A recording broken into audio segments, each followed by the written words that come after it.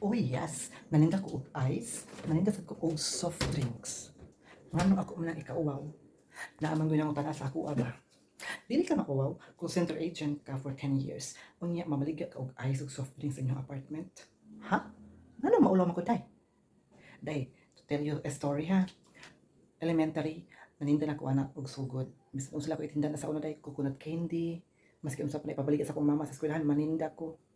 Wala ko na eskwela for 1 year pag elementary na ako. Naninda ko og mga accessories sa kamot sa St. Francis Academy, dago ko halin. High school, magbitbit ko og storage box nga handle with sulod-sudan, mga luto ni mama, akong ibaligya ug unsa pa nang pwedeng ibaligya, munchkins, yama, pastillas. College day, di jud ko na ikaulaw. Maninda ko pan og sudan sa eskwelahan, bitbito na nako.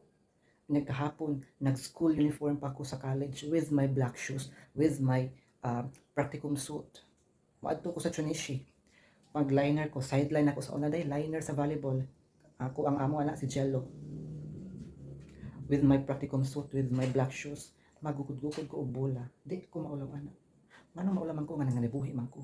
Ang kanang mga adik, mga kawatan, mga kurap, sila maulaw. Pero ako, day, bisan pa, kung siya akong itinda, basta dili lang makadaot o dili lang illegal, maninda ko.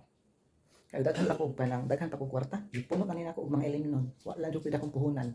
Pahal na ko be.